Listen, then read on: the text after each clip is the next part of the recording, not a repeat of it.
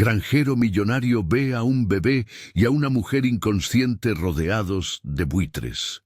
Hasta que, cuando los zopilotes empezaron a acomodarse, lo entendí todo en una fracción de segundo. No estaban buscando carroña común. Estaban esperando un final. Vi primero las sombras alargadas sobre la hierba seca, luego el hilo de llanto que se peleaba con el viento y por último la figura de la mujer tendida entre matas como si la tierra misma la quisiera tragar. Un bebé, hecho un nudo pequeño y caliente, apenas sostenía un sonido entre bocanadas de aire. Me quedaron las manos heladas, no por el frío de la mañana, que aquí suele ser apenas un beso, sino por la sorpresa de hallar, en ese potrero que yo conocía como la palma de la mano, a dos vidas que alguien había querido enterrar vivas. Siempre me gustaron los amaneceres del rancho, el cielo poniéndose en llamas, trueno relinchando en la cerca, los perros echados al sol. Ese día, sin embargo, el amanecer traía otra cosa. La sensación de que el mundo se me había puesto sobre los hombros de golpe. Me llamo Joaquín. Tengo el rancho desde antes de que me apellidaran Millonario, que no es un título que yo busque ni que me sienten bien. No es que me guste la plata más que a nadie. Lo que pasa es que cuidé mis tierras, tuve paciencia y con el tiempo las cosas crecieron. Pero la plata aquí no compra la calma. Compré herramientas, reparé caminos, contraté gente cuando hacía falta. Nunca compré indiferencia. Vivo solo desde que Celia se fue. Ella era la costura que ataba mi vida, la que decía dónde colgar las cosas y cómo se curaban las pequeñas heridas del corazón. Desde que no está, cada amanecer pesa un poco más. Esa mañana, cuando vi al bebé entre los opilotes, supe que había una oportunidad de hacer lo correcto. Me desmonté del caballo despacio, porque Trueno y yo nos entendemos aún sin palabras. La tierra sobre el potrero estaba removida, huellas, ramas rotas, y algo que me heló más que el viento, marcas de neumático que terminaban a pocos metros del cuerpo de la mujer. Los zopilotes, que hasta entonces parecían piezas de un mal juego, al sentir mis pisadas, levantaron vuelo con un ruido áspero. El bebé dejó de llorar un instante, como si el susto lo hubiera dejado mudo. Yo me abrí paso entre ellos, metiendo los brazos, ahuyentando con gritos toscos. No quería que las aves regresaran. Ya había visto costumbres de la sierra donde la paciencia de un animal es más precisa que la de los hombres. El niño era pequeño, delgadito, con mechones negros pegados al cráneo por la humedad. Lo tomé y noté su olor. Leche, tierra y un dulzor que me recordó a las primeras mañanas con Celia. Se apretó contra mi camisa con las manos mínimas, cerrando los ojos como si intentara encontrar un refugio en mi pecho. La mujer respiraba, pero con la respiración corta. Tenía la cara cubierta de polvo y algunas marcas que preferí no explorar. No necesitaba ver para entender que había sido maltratada. Le hablé como a un animal herido, porque las palabras sirven a veces para calmar lo que no sabemos curar. «Aguanta, hija, aguanta», le dije en voz baja. Al tocarle la frente, noté calor y sudor. La moví con cuidado y le puse en la boca un poco de agua que llevaba en mi cantimplora. Abrió los ojos con una mirada que no era de aquí ni de ahora, asustada, atónita y sobre todo avergonzada. En esa mezcla de sensaciones vi algo que me partió. Miedo hacia quien debía protegerla. «¿Cómo se llama el niño?», pregunté lento, aún sosteniéndolo. Ella balbuceó y por un hilo de voz dijo «Rafael». El nombre se le escapó con una tristeza que parecía una confesión. «¿Y usted cómo se llama?», le insistí. «Marlene», respondió reuniendo fuerzas para hablar. «Él me dijo que nos llevara a un lugar donde no nos encontraran». La frase quedó suspendida entre los pastos. Me habló de Rogelio, de un hombre que había crecido entre alcohol y promesas rotas, y de la última noche, El motor que los trajo, la discusión que se fue volviendo más dura, la deserción en la madrugada. Me dijo que Rogelio los dejó allí, que no volvió a verlos y que creyó que el peor había acabado. Pero después escuchó el motor regresar. Le vio la luz por la carretera rota. Me contó, con temblor en la voz y los ojos encendidos de terror, que había sentido que lo que quería era asegurarse de que no sobrevivieran para contar. No puedo reproducir los detalles porque para mí lo esencial es la decisión que vino después, no la manera exacta en que el mal se presentó. Los nombres y las historias llegaron entrecortados. A veces, cuando la gente está rota, lo primero que sale son fragmentos. Insistí en que se recostara en mi camioneta. Fue la primera idea que me vino. Meterlos en algo cerrado, con mantas y cobijas, con humo de café caliente y luz. De mi casa bajaron los perros a olfatear. Canelo, que tiene un olfato de santo, y Pinto, más joven y siempre en guardia. Ninguno de los dos ladró con ferocidad. Parecía que entendían que no había que asustar más a los seres humanos. Trueno quedó en la cerca, con las patas dobladas y el lomo hacia el viento, como si fuera guardián de las fronteras de la noche. En la cocina hice lo urgente. Calenté leche para el niño, herví agua para desinfectar, preparé una sopa con lo que había, con paciencia más que técnica. Marlene no comió de inmediato. Parecía mirar la casa como si dudara de su derecho a estar en un lugar seguro. Me contó, en pedazos, que Rogelio había ejercido violencia ya antes, que las peleas se habían hecho ritos y que el miedo había entrado a la casa como una presencia más. Se fue y dijo que volvía a asegurar que no quedara rastro, dijo. Esa frase no me dejó. Quise preguntar 1.000.000 de cosas. ¿Por qué había esperado tanto? ¿Quién la había ayudado antes? Si alguien sabía que estaban aquí. Pero su silencio fue una respuesta en sí misma. Era un silencio que traía culpa, vergüenza y un cansancio que iba más allá del cuerpo. Mientras atendía al bebé, pensando en la mejor manera de calmarlo, pensé en Celia. Ella hubiese dicho lo mismo que me dijo la primera noche que le conté de mi vida. Haz lo que el corazón manda.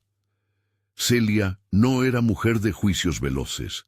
Tenía esa paciencia de quien compraba panes para el pueblo, solo para darles a los que no tenían. Me acuerdo de su risa cuando, de muy joven, le regalé la primera vaca que tuvimos. Ella la llamó Celia también y le daba maíz en la mano, como quien nombra a los seres queridos con alma de familia. Hay cosas que uno no espera que le falten hasta que lo hacen. La ausencia de Celia me hizo aprender a ser más directo con lo que el corazón me pedía. Llevé a Marlene y al niño a la casa. Cerré la puerta con llave, aseguré las ventanas con lo que pude. Sabía que esas precauciones eran simples, pero también que cualquier consigna pequeña ayuda cuando parece que todo el mundo conspira para desarmarte.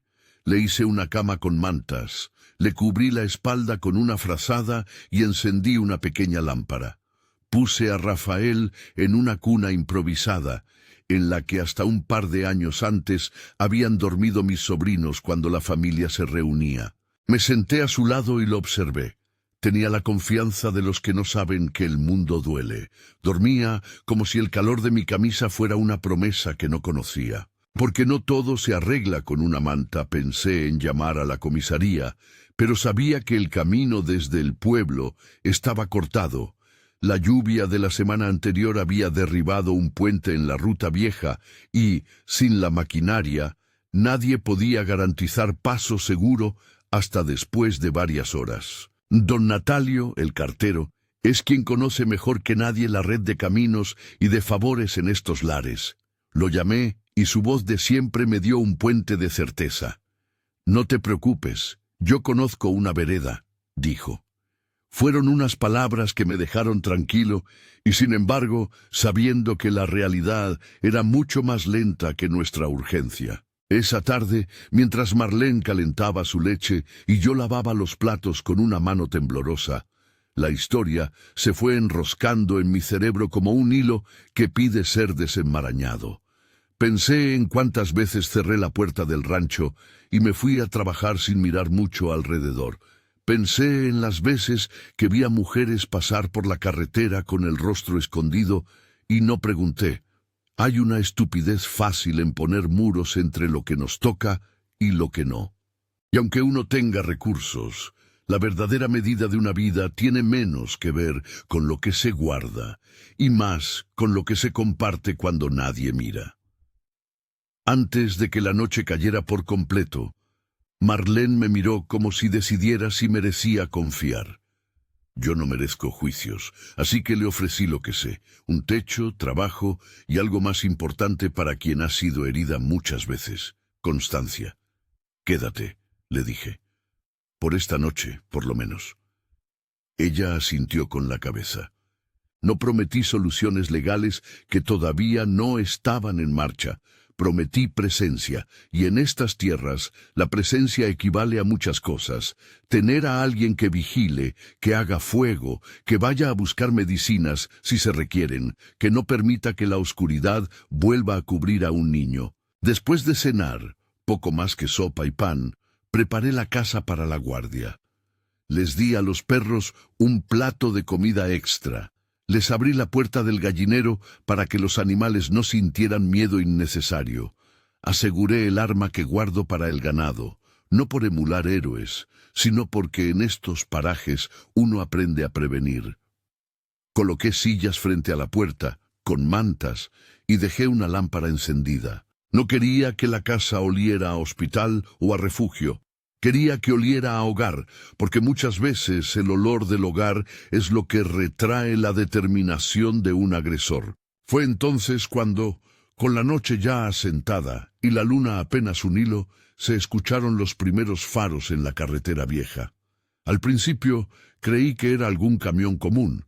Suele pasar gente recogiendo trozos de metal o alguno de los empleados de las siembras que vuelve tarde.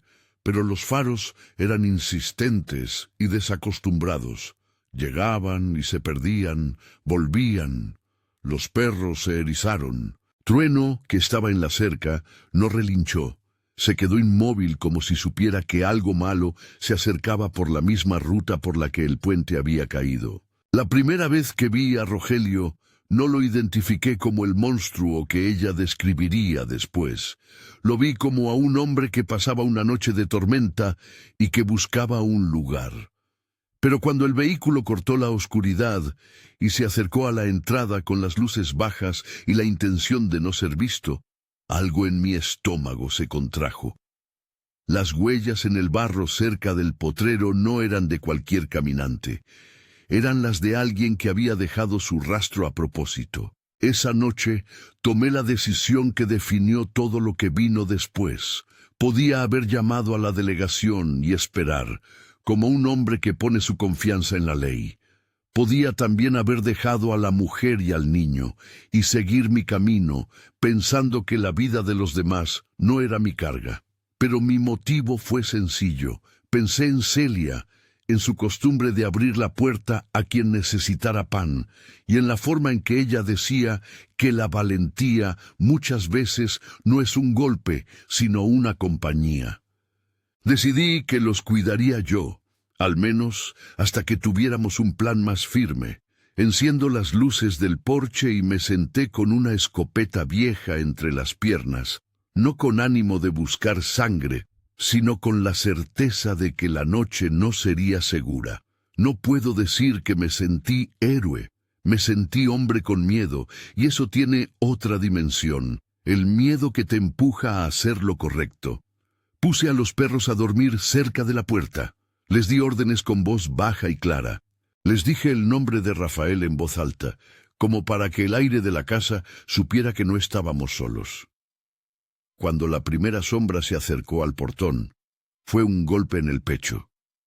No hubo gritos ni música de película. Solo el crujir del barro y una voz que no reconocí al principio porque era una voz que intentaba sonar segura. «Abran», dijo, «necesito pasar». No era la voz de un hombre cualquiera. Tenía esa mezcla de arrogancia y cansancio que suelen tener los que creen que el mundo les debe algo. Yo respondí con la calma aprendida en años de campo. Pregunté quién era, qué buscaba. La voz insistió. Dijo un nombre que no me sonó. De pronto, como si la noche hubiera decidido que ya era hora de no ahorrar miserias, la voz se tornó más exigente. Tocaron la puerta con fuerza. Marlene se incorporó en la cama, con los ojos abiertos, como si el ruido hubiera cortado una venda y las cosas volvieran a mostrarse crudas.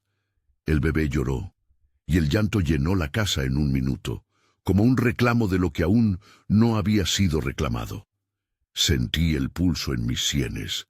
Sabía que aquella mano en el portón podía ser la de un vecino que se equivocó o la de alguien empeñado en terminar el daño. Todo estaba colgando de una noche. Si esta historia ya te conmueve, comparte este video para que más personas sepan que la ayuda existe. No lo digo por vanidad ni por números. Lo digo porque a veces una historia compartida encuentra un corazón que decide no mirar a otro lado. Aquí, en mi rancho, esa decisión iba a tener consecuencias que no imaginé. La primera vez que golpearon con fuerza la puerta, se escuchó como un orden. Después de eso, las cosas aceleraron. Luces de coche que se apagaban y encendían, un motor que jadeaba en la distancia y voces que se mezclaban con el viento. Me asomé por la rendija de la puerta. La figura en la oscuridad estaba de pie, con una chaqueta que olía a carburante. Se acercó un hombre que a la luz de mi lámpara pude ver mejor.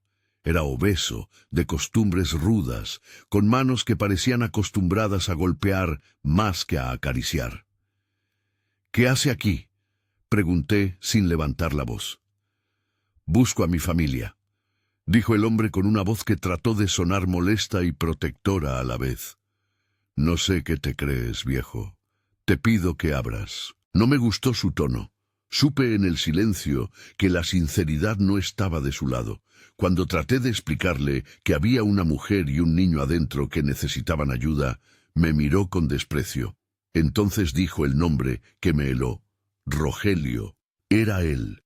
El que había dejado a dos seres en el potrero, el que traía consigo el pasado que Marlene había intentado enterrar. Dentro de mí se encendió algo antiguo y seco. No era ira heroica, sino la convicción de que no iba a permitir esa presencia nocturna impune. Y sin embargo, al lado de esa convicción había otra cosa igual de poderosa, la necesidad de que la justicia no fuese solo de mano propia. Por eso le hablé a Rogelio desde la puerta y le dije que la policía estaba en camino. Mentí un poco, me ahorro decirlo con orgullo. Le dije que había vecinos despiertos y que su llegada no sería buena. Él se rió, un sonido cortante que no prometía nada bueno. La primera noche, en esa casa que había pertenecido a mi familia y que ahora albergaba a dos desconocidos, se nos vino encima una espera suculenta en miedo. Las sombras fuera bailaban con las luces intermitentes del vehículo. Canelo no dejó de gruñir. Pinto se colocó frente a la cuna de Rafael como si supiera que algo debía guardar. Y yo, que me jacto de pocas cosas, sentí que la vida me exigía más de lo que había ofrecido hasta entonces. Cuando la lluvia empezó a golpear, no fue por miedo a la tormenta, sino porque nos recordó que la carretera iba a ser un enemigo. El puente caído significaba que nadie pasaría de inmediato, que tendríamos todas las horas de la noche para probar que la noción de hogar es algo que se defiende. Y en la vida, defender no siempre es derribar. A veces es mantener una lámpara encendida hasta que alguien llega. Me quedé despierto toda la noche con la escopeta cerca, las manos cansadas y la memoria de Celia sonando como un tambor que me decía qué hacer. A la mañana siguiente, don Natalio vino por el lado de la vereda que él conocía como la espalda de su propia infancia. Trajo café y una forma de contención que no tiene precio en estas tierras. La palabra de la gente. Dijo que llamarían a la delegación, que harían un acta, que había forma de llevar a Marlene y a Rafael a un albergue seguro. pero también dejó claro lo que yo ya sabía, que la justicia es un paso en el camino y que, entre tanto, la precaución depende de los que tenemos cerca. No puedo decir que la noche no dejó huellas en mí. Me robó el sueño, me dejó ojos cansados y una certeza que vibró en cada fibra. Que no podía devolver la vida de mi esposa, pero sí podía abrir la puerta para otras que lo necesitaban. Si Celia hubiera estado aquí, probablemente habría dicho que era una locura preocuparse tanto por otros, con tantos propios dolores. Pero en mi silencio aprendí que la soledad deja huecos que la luz de otra gente puede llenar. La historia, sin embargo, no se cerró con la llegada de don Natalio ni con la promesa de la delegación. Al final del día, mientras reuníamos mantas y pensábamos en la logística de llevar a la mujer y al niño al pueblo, oí de nuevo un ruido distinto, un golpe sordo en la ventana del granero. No era un golpe casual, era la señal de que la noche siguiente, al menos, no sería tranquila. Me asomé, miré las huellas y vi cómo se distinguían en el barro. Eran recientes, hacía poco que alguien había pasado por allí. Entreveré la silueta de un hombre que no había querido esperar. Allí, con el corazón dándome trompicones, supe que algo más tendría que hacerse. Había pensado protegerlos con mi calor y mis manos esa noche, pero ahora la necesidad pedía algo más. Vigilancia, decisión y quizás enfrentamiento. No me sentía un justiciero, me sentía un hombre que no podía permitir que dos seres humanos fueran arrojados al abandono. La noche cerró de nuevo el cerco y dejó a la casa en penumbra. Afuera, la tormenta prometía recordar al mundo quién manda. Dentro, en esa habitación improvisada con mantas y una cuna, Marlene cerró los ojos por falta de fuerzas y Rafael durmió con el pecho pequeño, subiendo y bajando. Yo me quedé en la puerta, con la escopeta en la mano mirando el portón. Pensé en si haría bien o mal. La respuesta, aunque no clara, estaba en mis manos: ayudar. La primera parte de esa decisión se había cumplido con salvarlos del campo, darles sopa y resguardo. Lo que seguiría pedía más: llevarlos al pueblo, hablar con autoridades, enfrentar al hombre que había decidido hacer daño. Y cuando la luna se ocultó entre nubes negras, supe que la próxima jugada no sería solo mía. La noche, que antes se componía de grillos y viento, ahora tenía el tic-tac de una amenaza que respiraba en la oscuridad.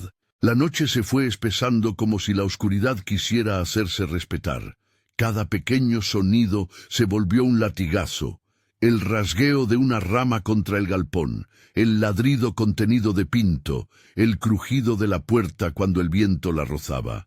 Me senté en la sombra del porche con la escopeta apoyada en las rodillas y la mirada clavada en la vereda. No había valentía en mis huesos, solo una idea que pesaba más que el miedo. Aquello no podía quedar así. Hacia la medianoche volvió el motor. Esta vez no se anduvo con medias tintas. Un foco bajo, un faro que buscaba sin mirar y después un golpe seco contra la madera del portón. Lo hicieron con rabia, con la misma furia con la que se patean las cosas que cuestan sentir remordimiento. Mi estómago se apretó. Llamé a Pinto por su nombre y él, obediente, se fue a situar junto a la cuna. Canelo gruñó desde el primer paso en el jardín. Trueno, el caballo, golpeó con una pezuña como advirtiendo que allí había un ruido que no pertenecía a la tierra. Alguien empezó a tirar objetos contra la ventana del comedor. Un vidrio tintineó y luego un golpe más fuerte, seguido por un empujón que hizo vibrar la casa entera. En el cuarto de al lado vi a Marlene despertar de golpe, los ojos abiertos en búsqueda de una explicación. Hice un sonido con la boca para que entendiera: no se asome. Apagué la lámpara del porche y me aseguré en la penumbra. No era tiempo de encender más luz que la necesaria. La luz atrae. Rogelio, pensé. No me equivoqué. Su voz llegó luego, baja y con olor a gasolina, como si hubiese tomado el aire de la carretera para convertirlo en amenaz. «Salgan», dijo, «no me hagan perder el tiempo». Intenté hablarle por la rendija de la puerta. Traté de ganar tiempo. Le dije que había gente por la vereda y que mejor se calmara, que si quería ver a su hijo, lo haría por la delegación. Me miró como se mira a quien no merece respuesta. Tiró un objeto contra la madera y después otro.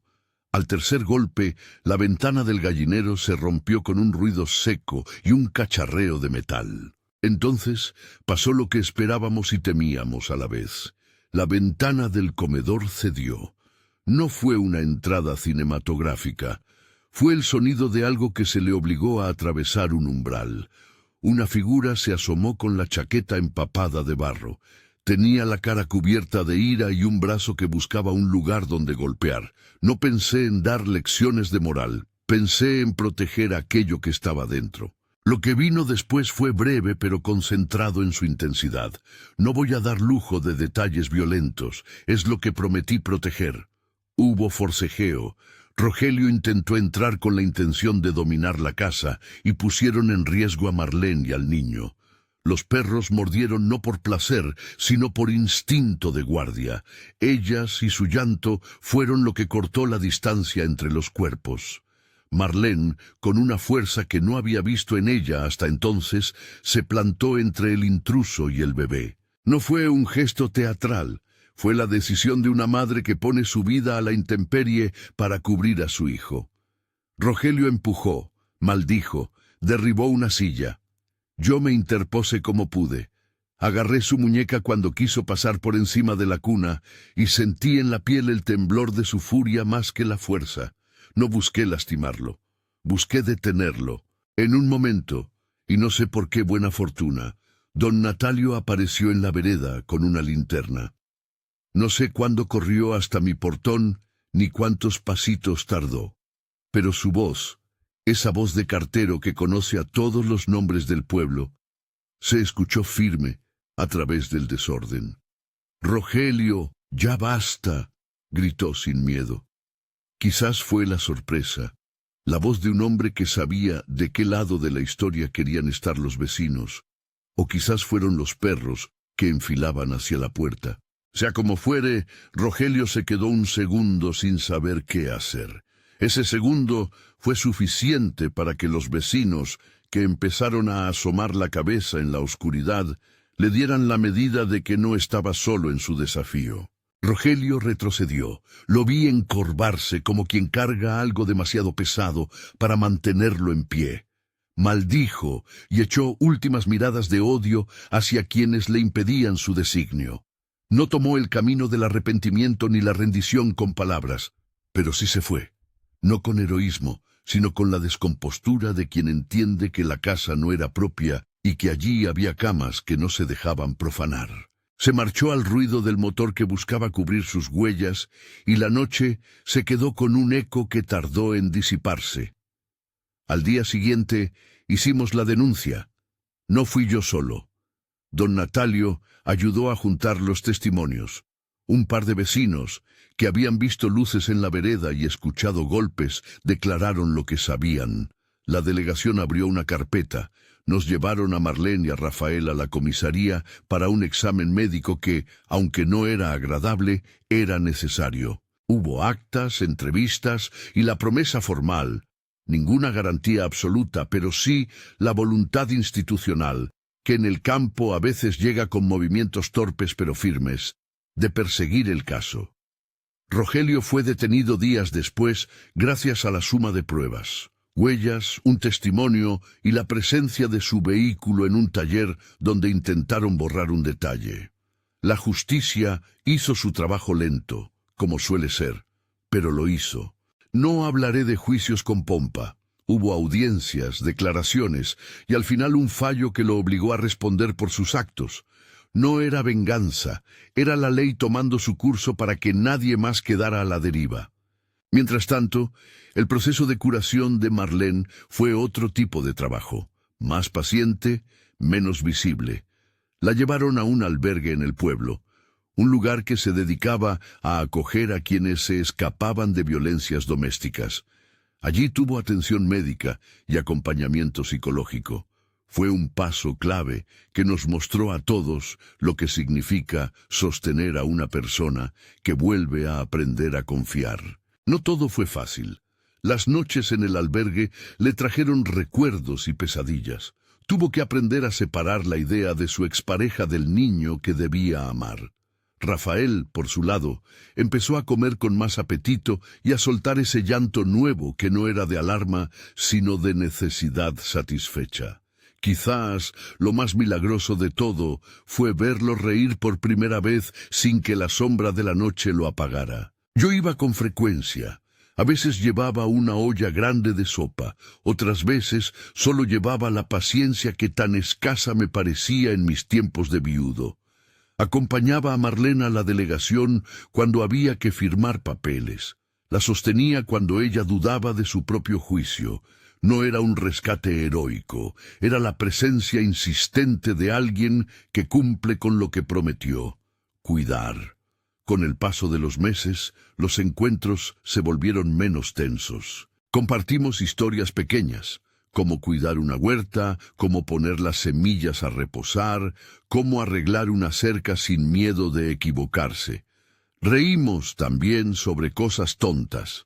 Poco a poco fuimos encontrando una ruta que no pisara el dolor de golpe, sino que lo fuera deshaciendo con hilos finos. Cuando la tormenta legal pasó en su fase más aguda y Rogelio ya estaba en proceso judicial, surgió la otra pregunta inevitable: ¿qué hacer con el futuro?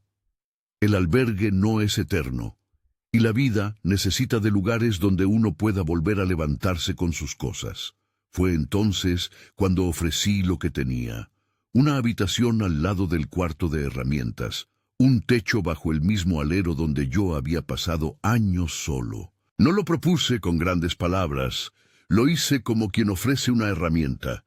Aquí hay un lugar para vos y para el niño, cuando quieran. No fue romanticismo, fue práctica. Aceptó con la cautela de quien mide sus pasos. Comprendí que ofrecer casa no borra el pasado, pero sí puede construir un espacio donde rescatar la confianza. La convivencia fue una prueba de paciencia y de ternura. Empezamos a repartir las tareas como quien acomoda piezas de un rompecabezas. Yo enseñé a Marlene cómo reconocer el punto justo de sal en una carne. Ella me enseñó a ordenar la vida con listas, con la claridad que le daba la urgencia de sobrevivir. Rafael creció en medio de perros que lo protegían y de vecinos que aplaudían su primer paso. Le construimos una casita junto al corral, con restos de madera que yo guardaba por si acaso. Pasamos los primeros inviernos debajo de la misma manta.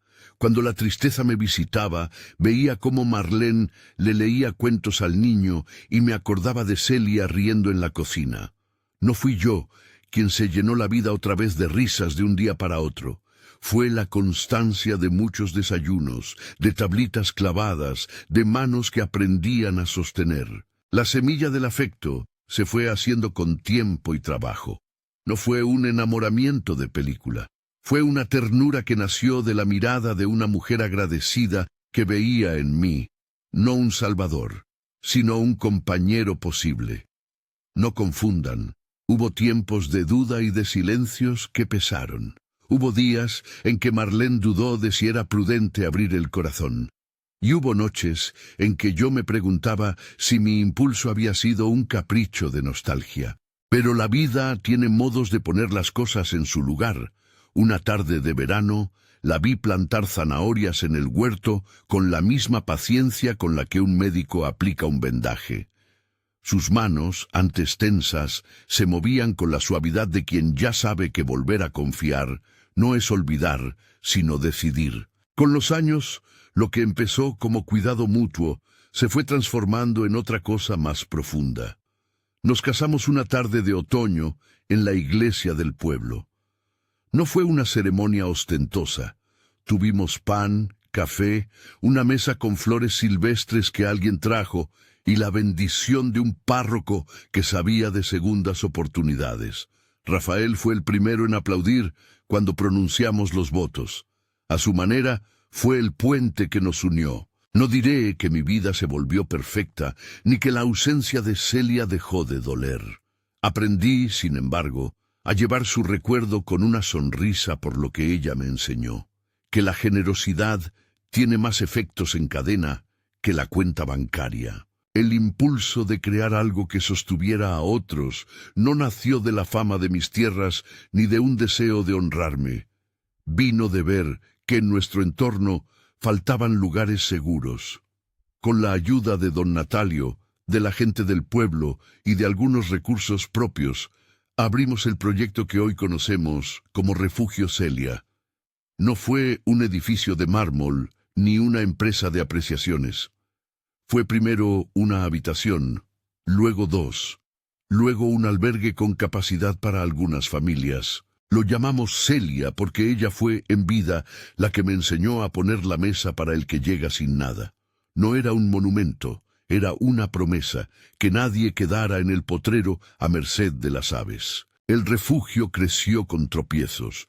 Hubo meses en que la caja casi no cerraba y tuvimos que hacer trueque con la panadería del pueblo para conseguir pan. Hubo trámites, permisos, días en que la burocracia parecía un muro, pero también hubo manos que vinieron a reparar techos, madres que trajeron donaciones y chicos que enseñaron a leer a los más pequeños. Don Natalio presidió unas cuantas comisiones. El párroco ofreció espacios para talleres y la delegación municipal nos acompañó con programas de apoyo. Fue un esfuerzo que no dependió de un solo nombre, sino de un pueblo que entendió que las vidas se sostienen entre todos. Rafael creció fuerte y sereno. Años después, ya adolescente, me dijo: «Quiero trabajar aquí». No supe explicar la mezcla de orgullo y emoción que me atravesó. Lo vi convertirse en un joven que ayuda a otras madres como le ayudamos nosotros. Estudió lo que pudo en la escuela nocturna del pueblo y, con los años, se especializó en trabajo social, en lo que la vida rural permitió.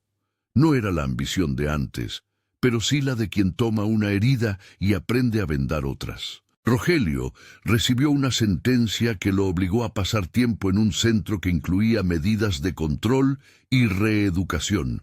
No diré que la justicia borró el daño. La justicia puso límites y buscó reparación. De vez en cuando, su nombre cruzaba conversaciones en la plaza, pero con el paso de los años, la gente miraba más el presente, quién ayudaba, quién abría la puerta.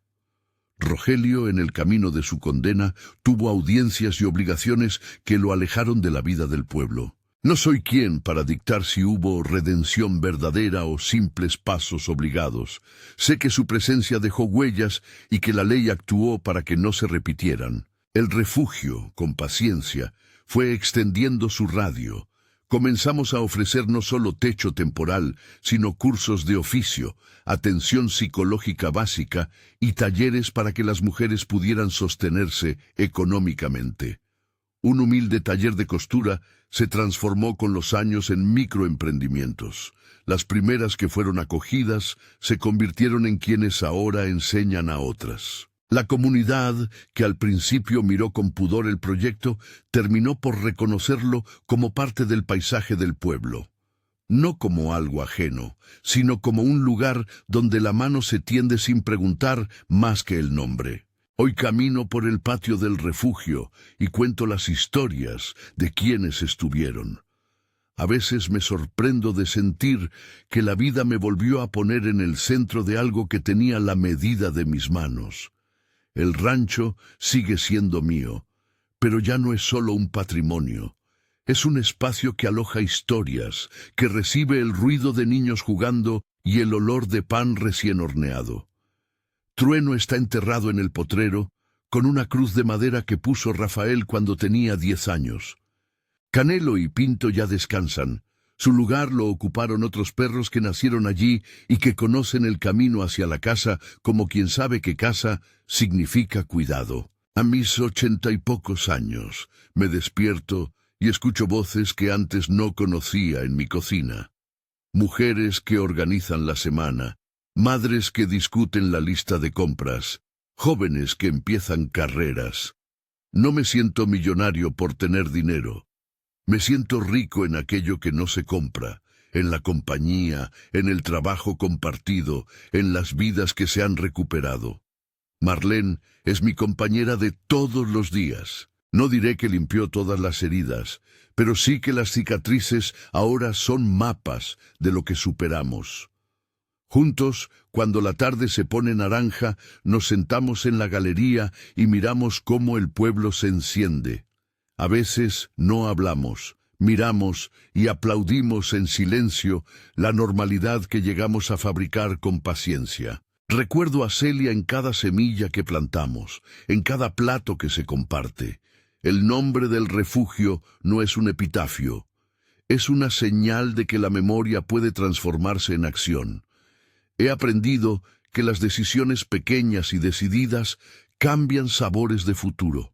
Abrir una puerta una noche, llevar una olla caliente, insistir en que la ley haga su trabajo. No todo fue mérito de un hombre que tuvo recursos. Fue la suma de vecinos, del cartero que no dudó en gritar en la noche, de los perros que aprendieron a proteger, de las mujeres que aceptaron ayuda y se rehicieron. Esa red es lo que convierte el peligro en oportunidad. Si algo quiero que quede claro es esto: ayudar no siempre es cómodo. Exige exponerse al ruido, pagar la factura del miedo y aceptar que no todo se soluciona en un día. Pero también exige algo tan simple como estar presente. Esa es la lección que aprendí desde que un llanto entre sopilotes me obligó a bajar del caballo.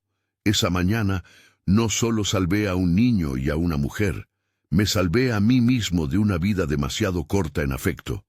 Hoy invito a quien mira esta historia a recordar que los caminos se abren con pasos pequeños.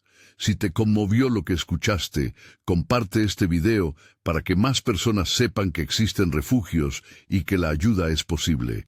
Apoya, si puedes, a las organizaciones locales que protegen a quienes están en riesgo. No porque yo necesite más palabras de gratitud, sino porque sé por experiencia que una cadena de manos tiende puentes donde antes solo había abandono. La última vez que vi a Rafael entrar a la sala del refugio con su mochila de adulto, me quedé un rato mirándolo. Era el mismo niño que encontré entre sopilotes, pero ahora su paso era firme y su mirada clara. Me abrazó y dijo: «Papá, mira todo lo que pasa por aquí». Yo sonreí y le contesté: «Lo hiciste, todos lo hicimos». Me siento orgulloso y pequeño a la vez. Orgulloso porque el proyecto funciona y pequeño porque todo lo que hicimos fue con manos comunes. Cuando la noche cae sobre el rancho y las luces de las viviendas del pueblo titilan en la distancia, pienso en el momento exacto en que decidí abrir la puerta a la vida de aquellos dos.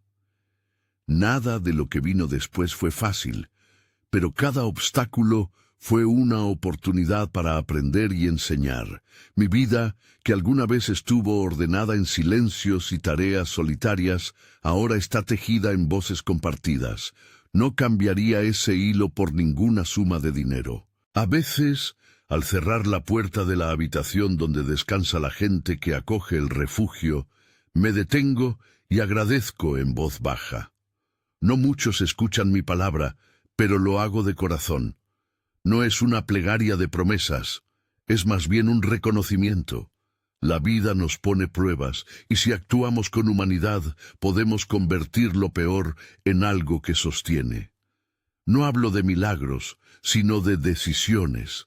Esa elección de bajar del caballo cambió el rumbo de muchas vidas. Y hoy, mientras Trueno duerme bajo la tierra y las ventanas del refugio reflejan la luz del amanecer, me siento en paz con la idea de que una acción, por pequeña que parezca, puede ser el principio de otras. Si te llevas algo de esta historia, que sea esto: nadie está obligado a salvar al mundo, pero todos podemos ayudar a salvar a alguien. Y cuando lo hacemos, la cadena se hace larga y fuerte. Que la vida te encuentre presto para tender la mano.